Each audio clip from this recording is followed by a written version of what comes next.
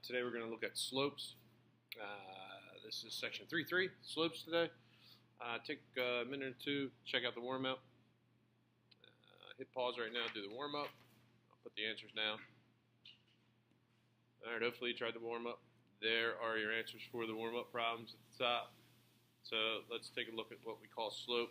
Here's your formula for slope. Again, remember, these x's and y's should all be familiar to you because we're dealing with two coordinates. And remember, those coordinates we're going to set up as x sub 1, y sub 1, and x sub 2, y sub 2. So there's your formula. Substitute those values in. Another thing to keep in mind is that slope, we want to look at slope as rise over run. Rise goes up and down. If you go up, it's positive slope, positive rise. If you go down, it's negative rise. And then run goes left and right. To the right is positive, to the left is negative. So keep that in mind as we go along here. So the first thing you got here, I'm just going to do one of these, maybe two. So here you go. Find the slope of each line. You got the graph. When you have the graph, life is really good. So you start. I don't care what point you start at. So if I start at this point up here, and I want to get to this point down here, I'm going to have to go down 1, 2, 3, 4. So that even though I went down, that's my rise. My rise, I went down 4. And then now from here, from this point right here, I'm going to run 2. And I ran to the left, which is also negative. To the left, negative. So that's negative 4 over negative 2, which is a slope of positive 2. Why don't you try these? You know what? I got to show you these guys down here. So you can try this one. Do rise over run. These guys are a little different. So this is a horizontal line. So you don't have any slope. Or you actually do. It's a flat surface. It's flat. So is there any slope on a flat surface? And the answer is no.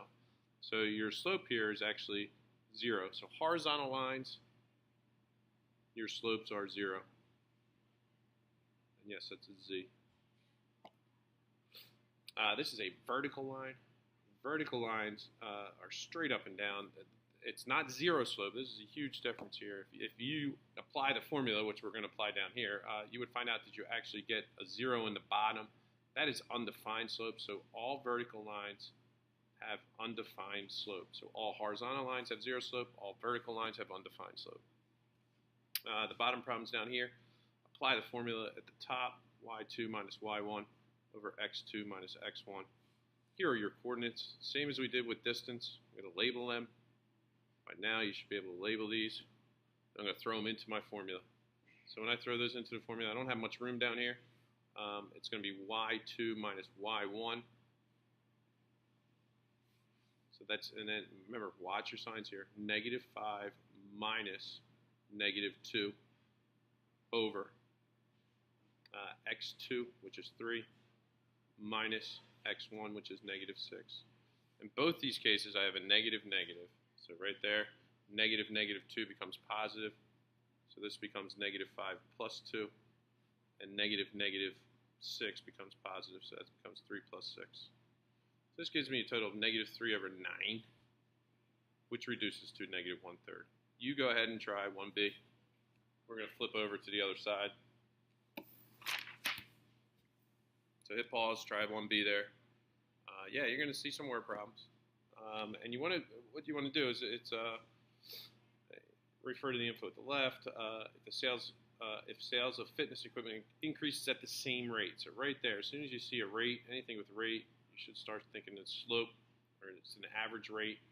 What is the total sales in 2010? So here we go. In the info at the right, 2000. Between 2000 and 2003, annual sales of equipment increased by an average rate. So as soon as I see average rate, that's telling me that I'm dealing with a slope. Average rate is slope. So this is slope.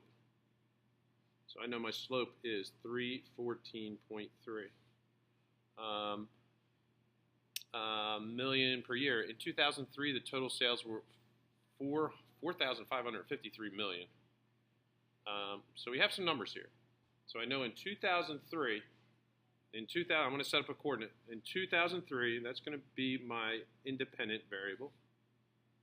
And y is dependent on the year, so that's 4,553. So there's your first coordinate. This is x1, y1.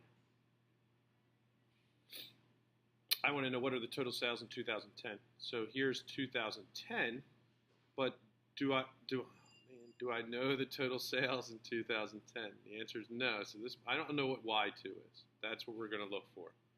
But if you look, I have all the stuff for the formula. So I'm going to set up the formula, and then you solve it. So you know that your slope, so here's your formula, m equals y2 minus y1 over x2 minus x1.